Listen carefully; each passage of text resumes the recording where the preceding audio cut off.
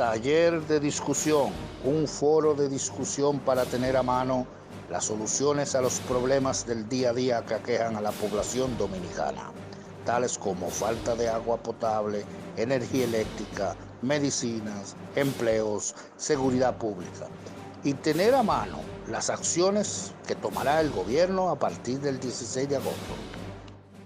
Hola, a mí me invitaron a este taller de discusión para hablar sobre uno de los problemas nacionales.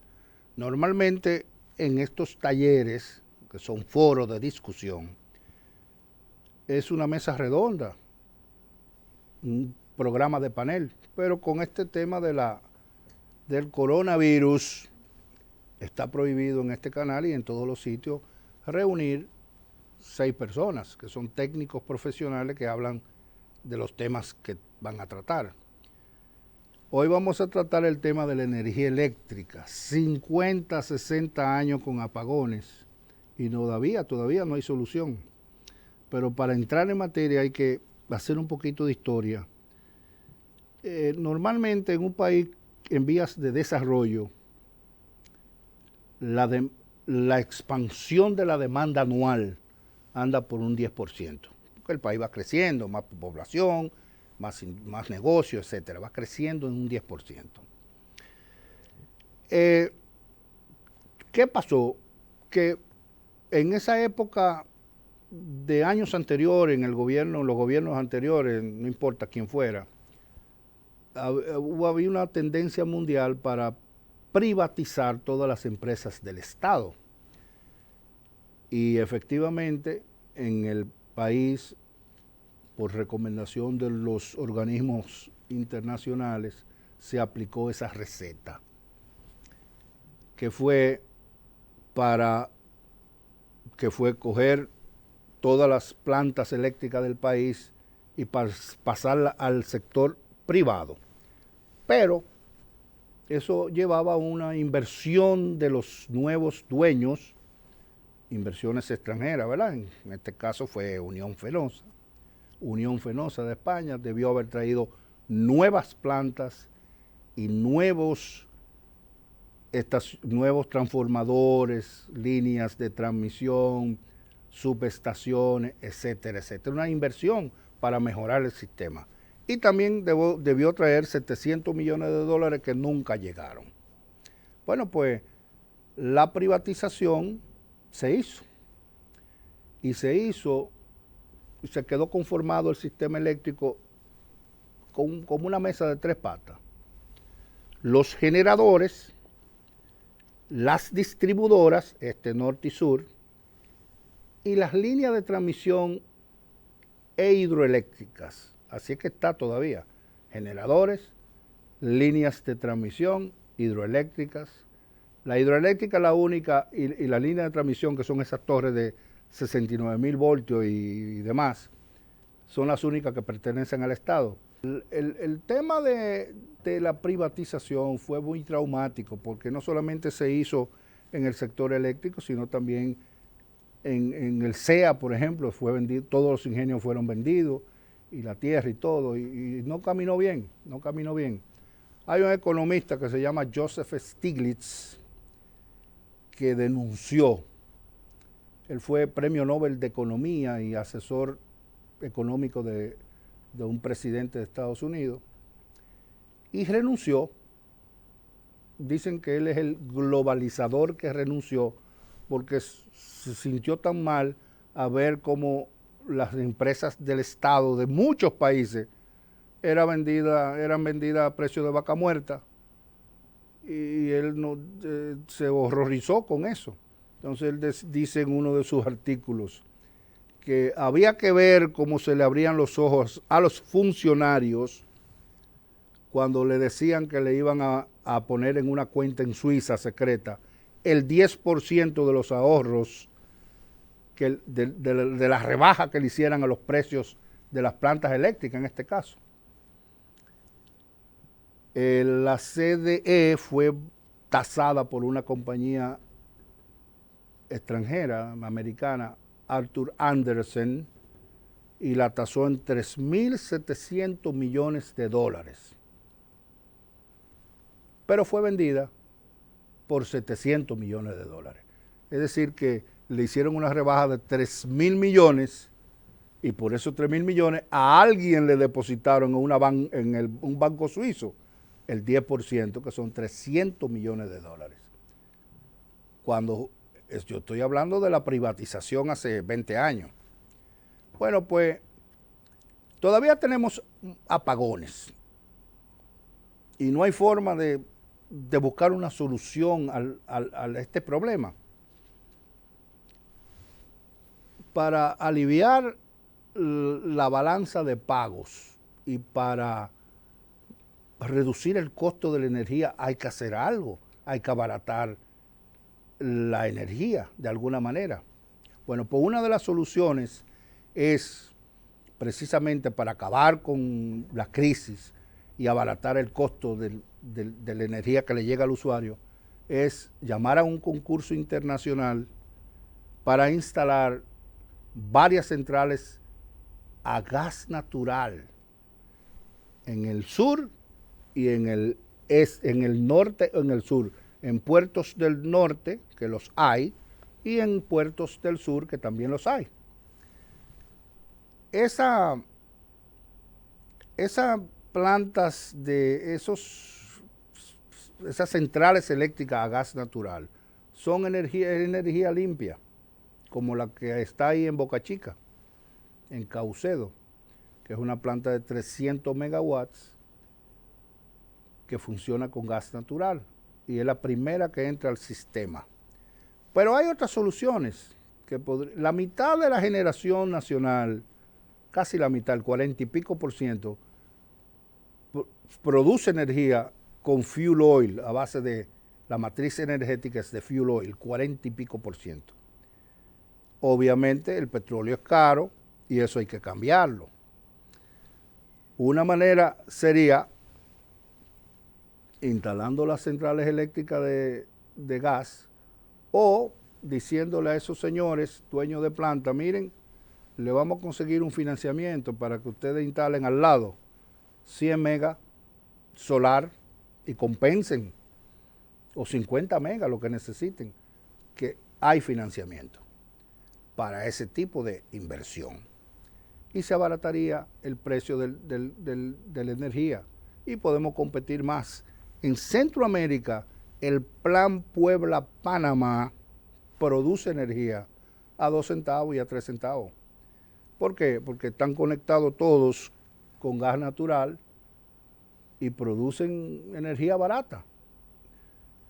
Con la gente de Centroamérica no podemos casi competir, por eso ustedes ven la mayoría de los productos que están llegando aquí de confitería, dulces, etcétera, mentas y cosas de esas, que se venden en la calle, son hechos en El Salvador, Honduras, por allá. ¿Por qué? Porque la energía es uno de los costos más altos. Bueno, entonces, ¿qué podríamos hacer? ¿Por qué tiene que ser gas natural? Bueno, porque la relación en precio de gas, petróleo, es de como de 5-1. Y el ahorro para el país sería enorme. Los últimos gobiernos no pudieron cambiar esa matriz de fuel oil. Fue una pena porque hubo oportunidad de hacer algo. Y Punta Catalina. Bueno, lo de Punta Catalina es carbón, claro. El carbón, si no es por el pasivo ambiental que le está dejando al país la ceniza y el humo negro, la planta es una planta excelente. Es una planta que tiene es buena planta, me refiero.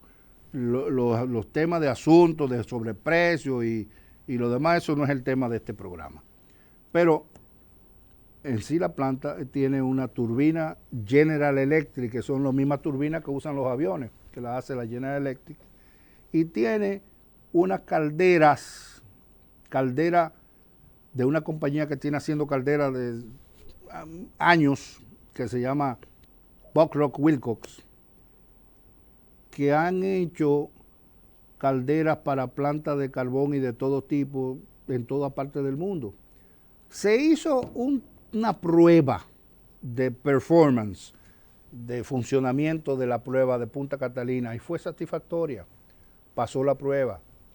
Lo hizo una compañía McHale and Associates y hicieron la prueba y funcionó. La planta es buena. Lo que no es bueno, los escándalos que han habido, eso sí no.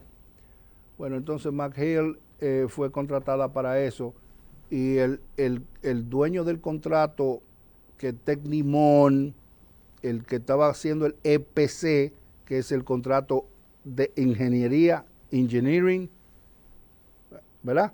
Procurement, procurar los equipos, and construction, que es construir la planta, EPC. Cumplió con su cliente, que el cliente final es Tecnimont y Tecnimont con la CD. O sea que fue satisfactoria la prueba y la planta es buena. Sería un absurdo decir que la planta es mala. Es como decir, yo compré un carro Ford o Mercedes-Benz o Chevrolet y no sirve. No es así. La planta es nueva y funciona. Y las pruebas que se hicieron, el test, performance test, fue satisfactorio para el EPC, para Tecnimont y para el cliente final, que es CD, que la recibió recientemente. Bueno, podemos seguir hablando de energía, pero el tema se va a extender mucho, entonces tendríamos que hacer una pausa ahora en breve para volver. Así que volvemos.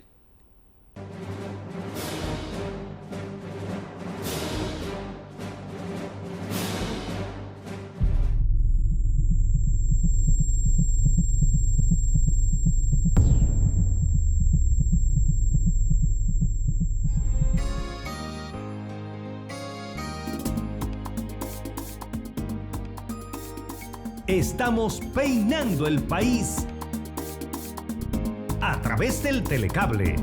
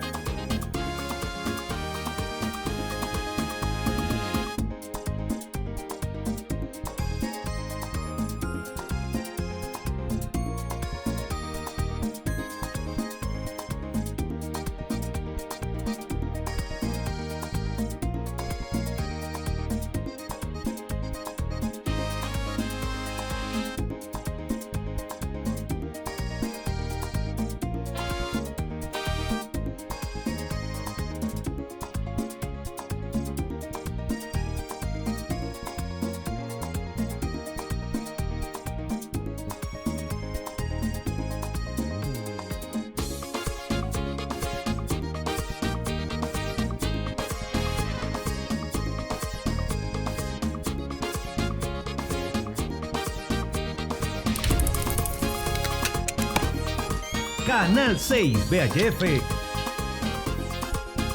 y Canal del Sol 65 UHF.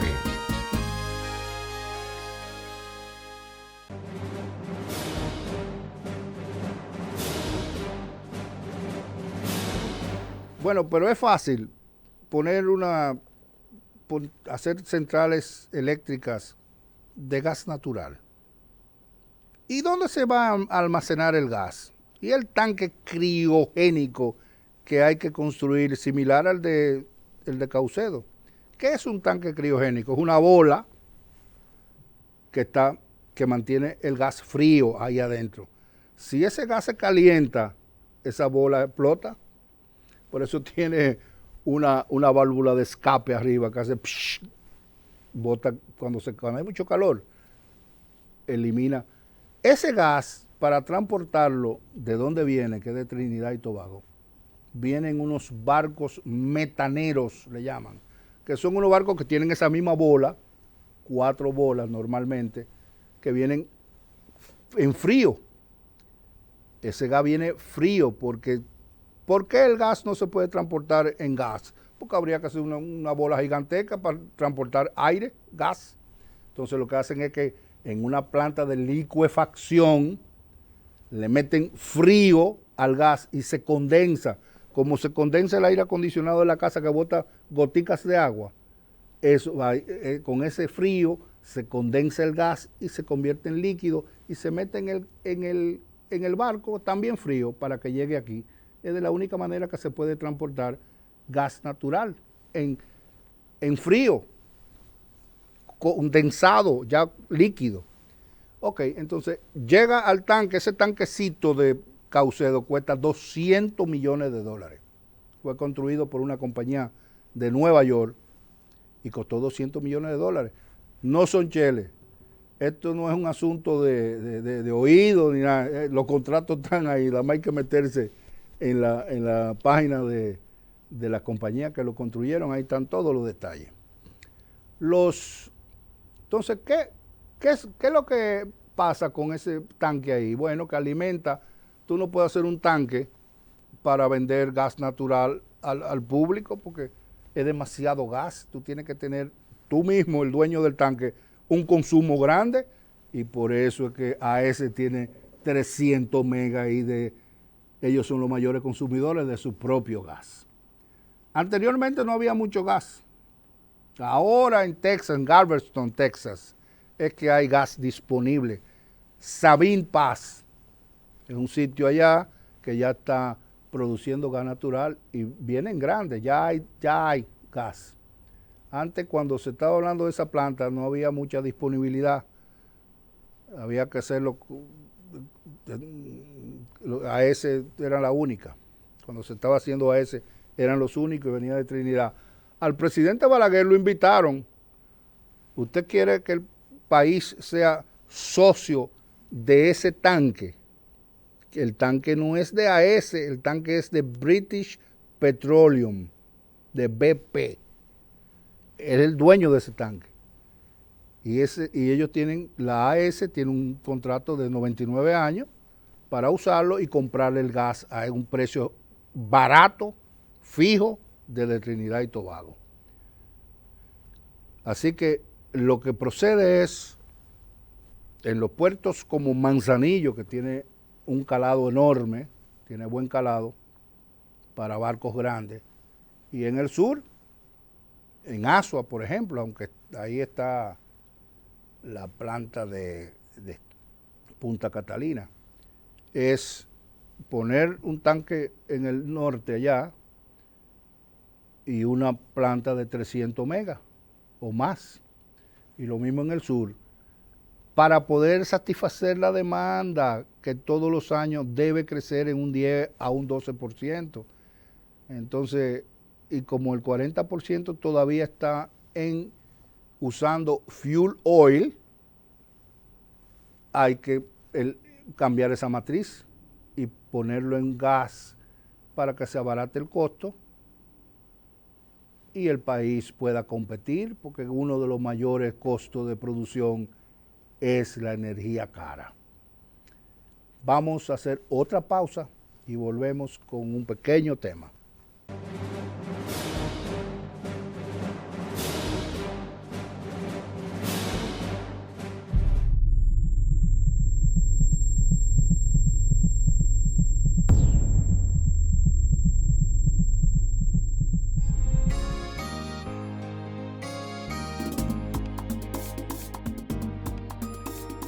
Estamos peinando el país a través del telecable.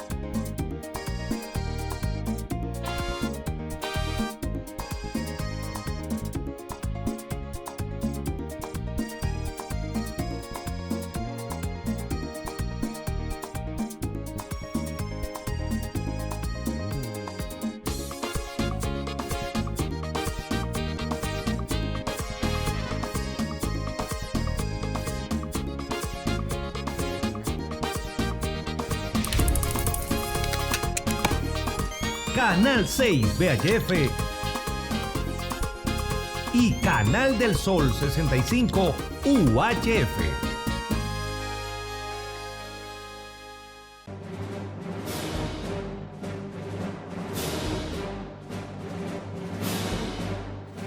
Entonces, los generadores que están con fuel oil tienen dos alternativas: o aceptan un financiamiento, que los hay, para que instalen al lado donde ellos quieran 50, 100 megas de energía solar, o apagar sus plantas y pagarle el costo del financiamiento que ellos tienen, porque todas esas plantas tienen un financiamiento, han cogido dinero prestado. Entonces tú no le puedes decir apaga y vete, no, porque hay un contrato.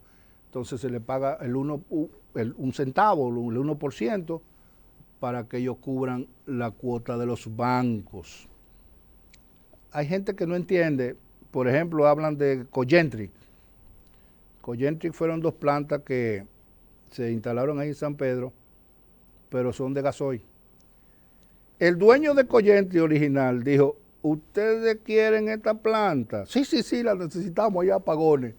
Miren, esta planta, si sube el petróleo, no me salgan con un cuento que yo estoy cogiendo dinero prestado en la banca americana, y si después ustedes me salen con un cuento que no me pueden pagar porque el petróleo sube o baja, yo tengo que seguir pagando el préstamo.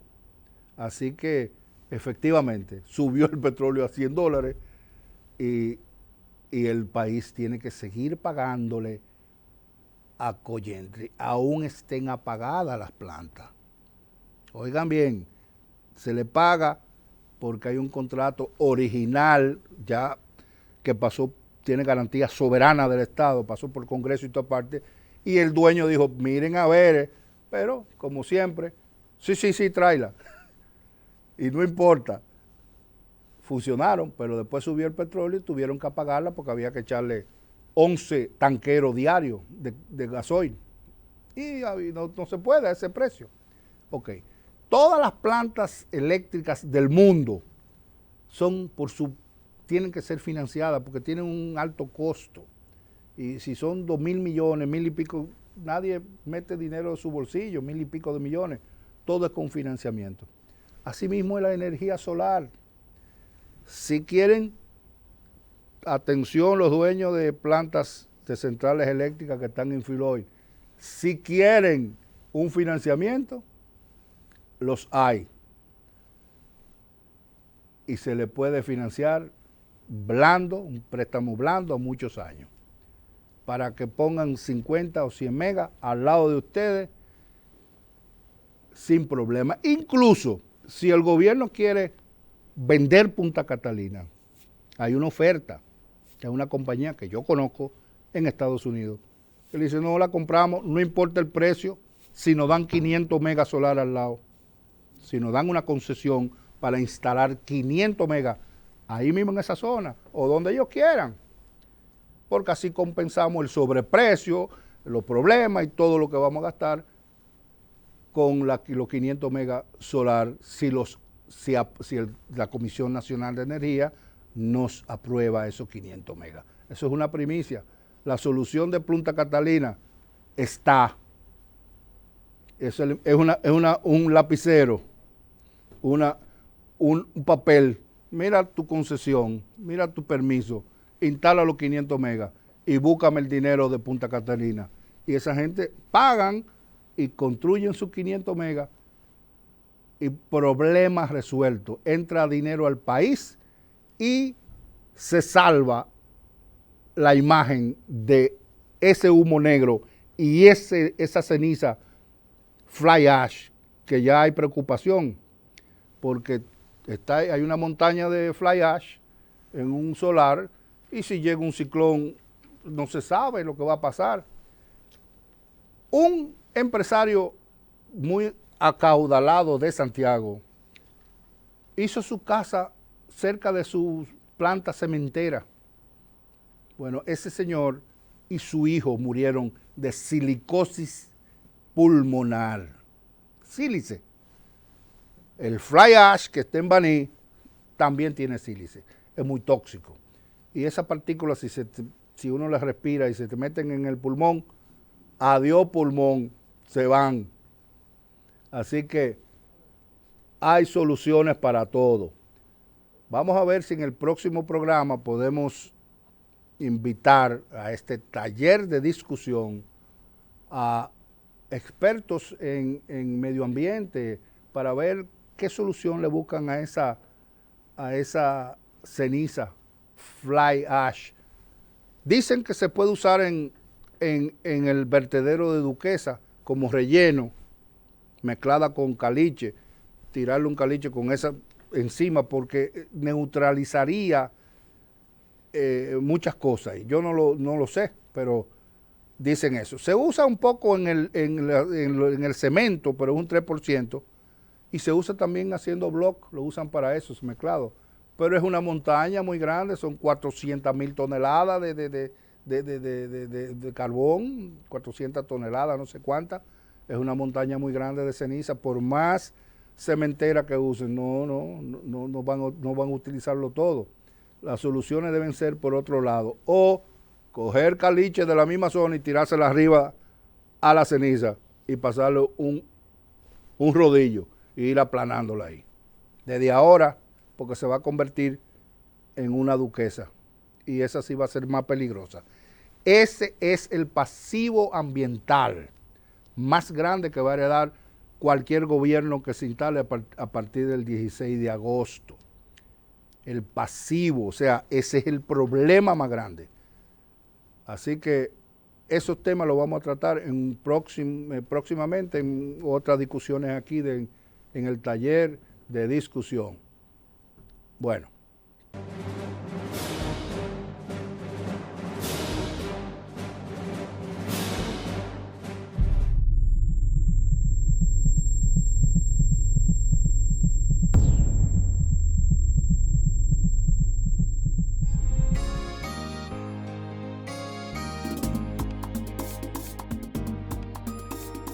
Estamos peinando el país a través del telecable.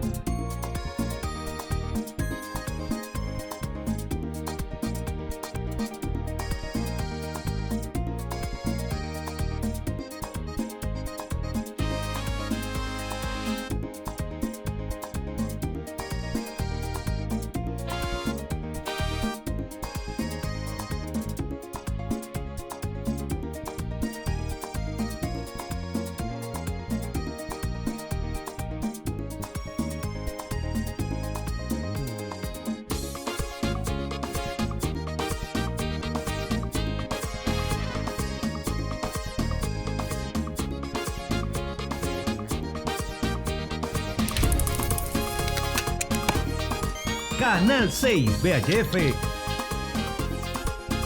y Canal del Sol 65 UHF.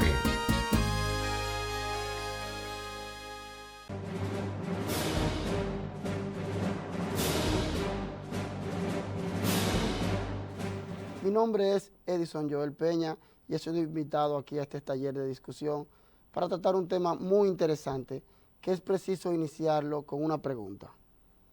¿Puede el presidente de la República nombrar un procurador general de la República independiente sin necesidad de modificar la Constitución? De eso vamos a tratar en este espacio. La problemática es la siguiente. La Constitución de la República Dominicana le da la facultad al Poder Ejecutivo, en la persona del presidente, para nombrar al Procurador General de la República, que hace las veces de ministro de Justicia, para que nos puedan entender mejor. Así como existen ministros en otras dependencias del Estado, así para la justicia, la Constitución le otorga el poder al presidente de la República que nombre quien sería su secretario de Estado, como anteriormente se le llamaba. Ahora bien, como la Constitución ya prevé el mecanismo de elección, la pregunta que se hacen todos es si es posible cumplir con la promesa que se están haciendo ahora en campaña sobre el nombramiento de un procurador general independiente. Y vamos a dividir este tema en algo muy interesante. Una cosa es la capacidad que tenga el procurador para ser independiente del poder que lo nombre, y otra cosa es el método de elección que se utilice para el nombramiento, que son cuestiones completamente diferentes. Y me explico. Sí es posible nombrar a un procurador con un perfil, escuchen bien, un perfil políticamente independiente. ¿Qué quiere decir esto? Que aunque el método de elección sea el mismo, aunque el método de elección continúe siendo la decisión del presidente, este pueda tomar en cuenta cualquier propuesta que le haga la sociedad civil y puede tomar en cuenta cualquier otro método alternativo de elección, aunque al final la última palabra la tenga el presidente de la República. Porque de otro modo sería imposible. Para poder lograr un mecanismo de elección autónomo que no dependa del presidente de la República, es necesario modificar la Constitución de la República. Ahora, ¿por qué y cómo se logra la independencia de un Procurador General de la República, una figura tan valiosa para un Estado determinado? Sencillamente porque se necesita independencia en varios renglones. La primera independencia, obviamente, es la independencia económica y financiera. La segunda independencia de la que podemos hablar es la relativa a la administrativa, que no haya una jerarquía, una jerarquización, y también una dependencia, como habíamos dicho anteriormente, de funciones y de nombramiento. Por ejemplo, vamos a poner un ejemplo, el Consejo Nacional de la Magistratura. En este caso, como podemos ver, elige a los jueces de las altas cortes. Pero ¿qué sucede? Los miembros del Consejo, todos son también elegidos de forma independiente, con un método independiente. Los que no son elegidos a través del voto popular, son elegidos a través del propio Consejo. Podemos ver, por ejemplo, el presidente de la República, elegido por voto popular. Igual que el diputado, presidente de la Cámara de Diputados, y el diputado que sería de la segunda mayoría de la Cámara.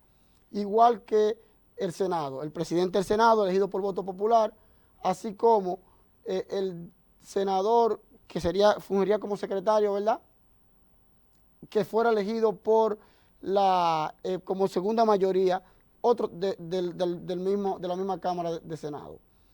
Entonces, cuando vemos eso y vemos también que los jueces, el presidente de la Suprema Corte de Justicia y un juez elegido por este órgano, todos ellos, ninguno ha sido elegido mediante un decreto, sino que todos han sido elegidos mediante método de elección que le da cierta independencia. Pero no así el Procurador General de la República. Es el único que es elegido por el presidente de la República y a su vez forma parte del Consejo también. Es decir, vemos cómo el Procurador General de la República tiene esta problemática que es necesario resolver. Pero la problemática no está ahí exclusivamente, eso lo ponemos a modo de ejemplo. El problema está en el ejercicio de sus funciones. Es decir, cuando el Procurador General de la República, a pesar de tener funciones específicas diseñadas por la ley, tiene que ver enfrentada la situación política de quien lo ha nombrado, de quien es su jefe, que es el presidente de la República. En la actualidad, históricamente hemos visto cómo se enfrenta ocasionalmente que un Procurador General de la República tiene que tomar decisiones que afectan a la persona que lo ha nombrado. Y esto obviamente que causa una situación que es la que se quiere evitar con el Procurador General de la República independiente. Por ejemplo, en Perú existe esta figura. Y estas figuras existen como órgano extrapoder. Órgano extrapoder por lo que habíamos dicho anteriormente, por el método de elección, la independencia presupuestaria o económica y de jerarquización. Esto implica, como habíamos dicho, que la parte económica no dependa exclusivamente de lo que tenga necesariamente que darle el presidente de la República, de lo que le pueda asignar en un presupuesto discutido exclusivamente por el Ejecutivo, sino que la ley especifique exactamente qué cantidad qué cuota del presupuesto va a manejar esta dependencia económica, o en qué proporción, o un método mediante el cual se elija la forma en que se va a financiar este órgano extrapoder. El otro aspecto, porque, y reitero en este punto, y hay una frase popular que es el que te da, te tiene. Quien paga, elige. Entonces siempre habrá una relación en cuanto a quien eroga los fondos y el dependiente de esta erogación. El método de elección. En el método de elección está el jefe. Por ejemplo, quien te elige es tu jefe. Pero si te elige el pueblo es tu jefe. Por eso aquellos que son elegidos por voto popular no pueden ser jamás destituidos de sus cargos, a menos que sea mediante uno de los procedimientos elegidos por la propia Constitución General de la República. Y hay otro aspecto que garantiza también la independencia, y es el tiempo en el cargo. Es decir, la duración que una persona pueda tener en el cargo y la inamovilidad de ese funcionario en el cargo. Esa inamovilidad no va a depender, no va a ser, diríamos, una fortaleza que le va a permitir al funcionario hacer lo que le plazca, sino que por el contrario, los mismos métodos que existen para sancionar a cualquier funcionario elegido mediante votación popular o mediante el Consejo Nacional de la Magistratura, por ejemplo, esos métodos para sancionarlo, inclusive para interpelarlo, también se pueden utilizar para el Procurador General Independiente que se crea cuando se modifica la Constitución. Queremos, en sentido general, resumir lo siguiente. Sí es posible elegir a un Procurador General con un perfil políticamente independiente. Podemos poner miles de ejemplos de personas que tienen este perfil. Miriam Germán Brito, el propio profesor Ricardo Nieves, y así cualquier otra persona puede ustedes sugerir al respecto. Ahora, ese perfil no necesariamente, reiteramos, está atado al método de elección, a la inamovibilidad en el cargo, porque todo eso está constitucionalmente prescrito. Para que sea de forma genérica, es necesario modificar la Constitución. Entonces, espero que le haya servido de mucho esta información en este gran taller de discusión que tenemos para todos ustedes.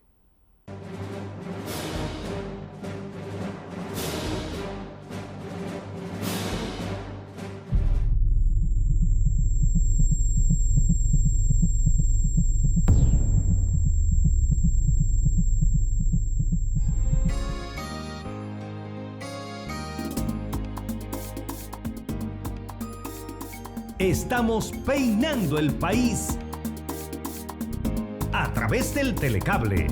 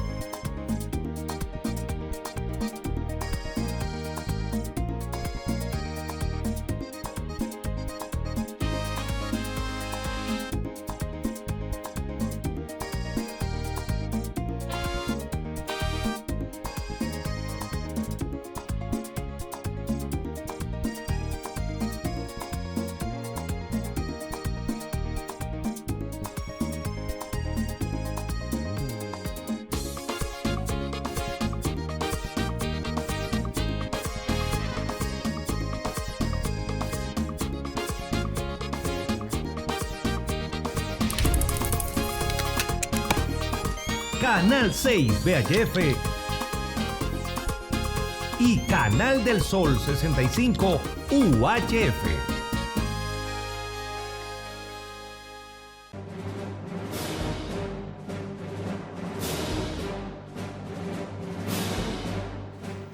También quiero dejar sobre la mesa un tema que sé que será de interés para todos ustedes por las circunstancias actuales en que está viviendo la República Dominicana.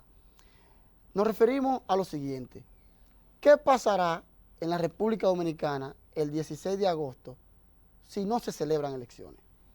Es un tema interesante que actualmente todo el mundo quiere tener una respuesta.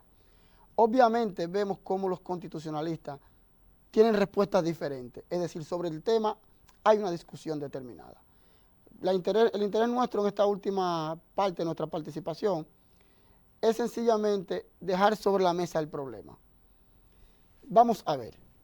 Lo primero es que el presidente de la República fue elegido por un periodo constitucionalmente establecido y fue elegido por la voluntad soberana del pueblo. Esto quiere decir que vencido este periodo ya no tendría el apoyo de esa soberanía del pueblo. El pueblo solamente eligió a ese presidente por un periodo determinado. Pasado un día después de esto, ya está fuera de la voluntad soberana del pueblo. Pero ¿qué pasa? La Constitución de la República no planteó nunca un escenario como el que estamos viviendo ahora. Plantea en el caso de la sucesión de la presidencia y la vicepresidencia, en caso de muertes y otros casos específicos. Ahora, el artículo 274, el que ha sido sujeto a la discusión de la Constitución de la República, establece lo siguiente. Dice, periodo constitucional de funcionarios electivos. El ejercicio electivo del presidente y vicepresidente de la República, así como de los representantes legislativos y parlamentarios de organismos internacionales, terminarán uniformemente el 16 de agosto de cada 4 años, fecha en que se inicia el correspondiente periodo constitucional con las excepciones previstas en esta Constitución. Ahora, cuando vemos las excepciones previstas en esta Constitución con relación al presidente y al vicepresidente de la República, no vemos que expresamente explique qué pasa si no se celebran elecciones.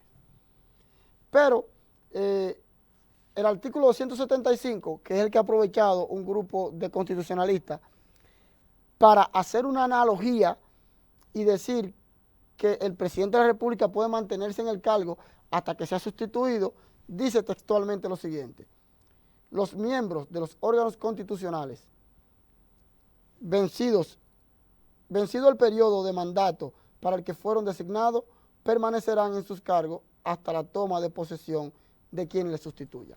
Es decir, se pretende analógicamente interpretar esto en beneficio del presidente. Es decir, el presidente de la República se mantendrá en el cargo hasta que sea sustituido. Ahora bien, esa analogía es una analogía que choca con lo que habíamos hablado anteriormente, que es la voluntad popular, que ha dicho que el periodo será hasta 4 años, y ya lo dijo anteriormente el artículo 274. Y la otra alternativa es la siguiente: podemos interpretar, así como están haciendo analogía, en lugar de hacer una analogía con el artículo 174, hacer una analogía con el artículo 129 de la República Dominicana, que va a establecer la sucesión presidencial, y que en el numeral 3 dice lo siguiente: a falta definitiva de ambos, refiriéndose al presidente y vicepresidente, asumirá el Poder Ejecutivo interinamente el presidente de la Suprema Corte de Justicia, quien dentro de los 15 días que sigan a la fecha de haber asumido sus funciones, convocará a la Asamblea Nacional para que se reúna dentro de los 15 días siguientes y elija a los nuevos presidentes y vicepresidentes de la República, en una sucesión que no podrá clausurarse ni declararse en receso hasta haber realizado la elección. Entonces me explico. Lo que queremos dejar sobre la mesa es lo siguiente: son 2 interpretaciones. Una es dejar al presidente de la República en el cargo hasta que sea sustituido por otro, artículo 275, que tiene el defecto que se enfrenta al artículo 274 precisamente, que delimita el periodo constitucional para el que fue elegido el presidente, y además de que choca con la voluntad popular, porque la elección para la que fue decidido un presidente determinado fue por 4 años determinados. Y también tenemos como alternativa B la sucesión presidencial analógica también, entendiendo que hasta el presidente y el vicepresidente fueron elegidos hasta el periodo de 4 años. Por lo tanto, una vez pasado el 16 de agosto, a partir de ahí ya no pueden ser presidente y vicepresidente más, lo que implica entonces que debe abocarse a la sucesión presidencial establecida en el artículo 129, y entonces sería el presidente de la Suprema Corte de Justicia quien asuma por 15 días la presidencia, y en esos 15 días convocar la Asamblea Nacional para que ésta en los siguientes 15 días entonces elija al nuevo presidente y vicepresidente de la República. ¿Pero por qué es esto? Y es que los poderes del Estado tienen la idea de equilibrarse entre sí. Un poder del Estado no puede ser no puede tener ni encontrar una brecha mediante la cual se pueda perpetuar en el poder. Debe ser limitado por otro poder del Estado. Entonces, como vemos, lo que establece el artículo 129 es la intervención de los otros poderes del Estado para resolver el problema de un presidente y un vicepresidente que ya no pueden serlo más. ¿Y cómo lo establece? De la forma que hemos dicho, que el presidente de la Suprema Corte de Justicia, ojo, otro poder del Estado diferente al Ejecutivo, asuma entonces la presidencia de forma interina para que en 15 días convoque a la Asamblea Nacional, es decir, otro poder del Estado también, para que como fue elegido por voluntad popular, a diferencia de la Suprema Corte de Justicia, entonces este último, dígase la Asamblea Nacional, elija al presidente. Este método para mí es más democrático, porque en él participan los poderes del Estado y le busca una solución loable. Obviamente, ambos métodos son interpretativos, son interpretaciones analógicas que hacemos, porque la Constitución no resuelve de forma expresa el problema. Aquí les dejo el problema, la opinión de ustedes obviamente es tan válida como la nuestra en este gran taller de discusión. Muchas gracias.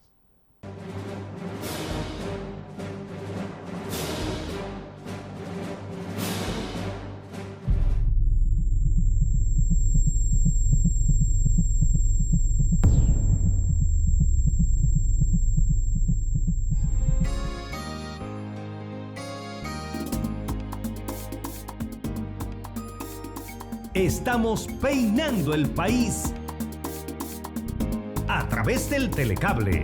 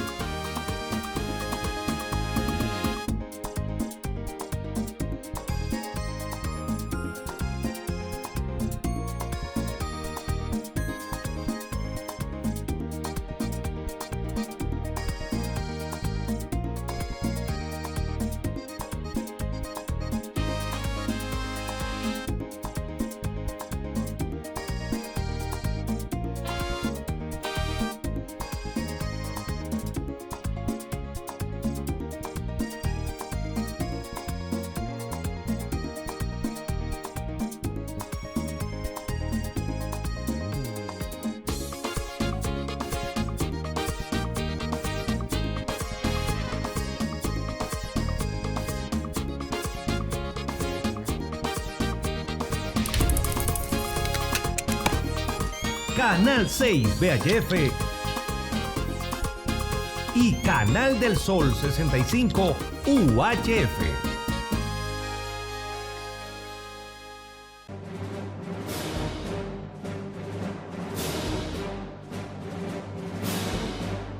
Buenos días, yo soy Nelson Torres, invitado por el taller de discusión de este magnífico programa para hablar sobre el tema de la recuperación del mercado del Caribe. En una ocasión yo ocupé la posición de asesor de comercio internacional de la República Dominicana durante los años 1992 hasta el 1996 en el gobierno del doctor Joaquín Balaguer. Uno de los temas más importantes fue ese precisamente. Y iniciamos una gran negociaciones con Cuba, nuestro primer gran mercado, con exportación de muchos productos de la agroindustria para la agroindustria cubana, como fertilizantes, pienso de animales y muchas otras cosas de la República Dominicana. En estos momentos vamos a hablar sobre el tema de las Antillas. Okay. Las Antillas se iniciaron con un gran empuje en los años 1940 con navieros dominicanos. Puedo señalar algunos. Martínez Vidal, Rafaelito Martínez Vidal, también estuvo Freeman, el grupo Saladín, todos tenían naves que viajaban a las Antillas holandesas, viajaban a la isla de Tortola, viajaban también a San Tomás, a San Croix, a San John. Okay. Ese fue un gran mercado natural de la República Dominicana, que lo perdimos. ¿Por qué lo perdimos? Por carecer de transporte, por el costo de los combustibles. Y en ese momento entonces vinieron, por ejemplo, los venezolanos, que estaban con un costo de combustible muy económico, que usaban a Curazao y empezaron a competir con nuestros productores. Nuestros productores no tenían ningún tipo de incentivo, sencillamente eran hombres trabajadores de la industria naviera. Aparte de eso, los productos dominicanos tenían una gran demanda por su calidad. La calidad del producto dominicano en Curazao, en Antillas Holandesas, en San Croix, se preferían porque eran de mucho mejor calidad. En estos momentos, imagínense ustedes que de la ciudad de Miami viajan aviones diarios con cargas aéreas hacia las islas del Caribe. Puedo señalar fácilmente a la isla de Grand Turk, que tienen vuelos diarios que llevan productos perecederos vía aérea. Nosotros no podemos hacerlo porque lamentablemente nuestra aviación no tiene ningún incentivo. Tenemos unos costos de combustible muy elevados, excesivamente caros, que lo dijo aquí el señor Hugo Bueno Pascual, que lo rectifico. Y lamentablemente los países pequeños, esas islas pequeñas, no tienen nada que exportar. Por lo tanto, nuestros costos de transporte se exceden de los costos, se nos va el costo del producto. Nosotros tenemos aquí una gran industria agroindustrial muy buena y tenemos personas capacitadas que nos pueden ayudar con productos del agro, tales como también productos higienizados. Con la gran pandemia que tenemos instalaciones que lo pueden hacer y ese sería un gran mercado. Esos tipos de productos que son producidos por nuestros agricultores y además tienen una gran calidad en estos momentos.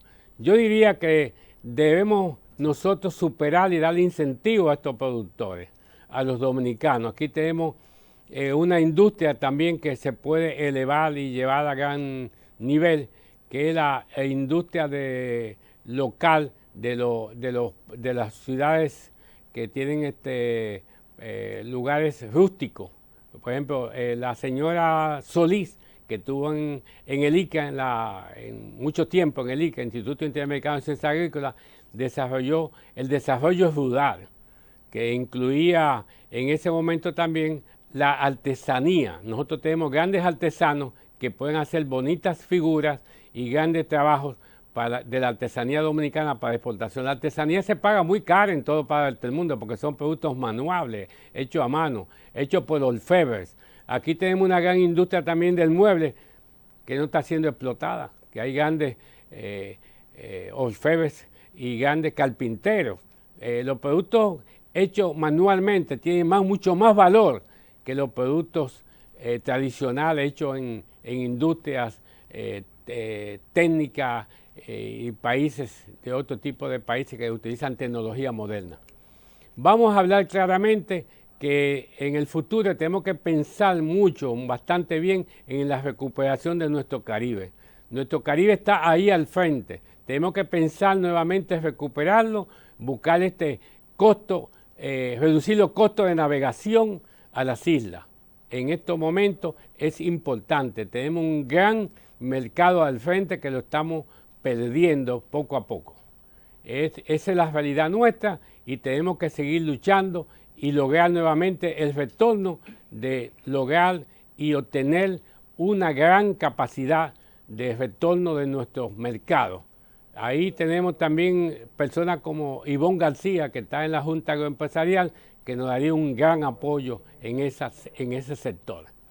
Le agradezco mucho por esta intervención y todos queremos seguir luchando por la República Dominicana y también debemos pensar en sustituir producción por importación. Es más beneficioso producir que importar. Muchas gracias, le agradezco esta oportunidad de estar con ustedes.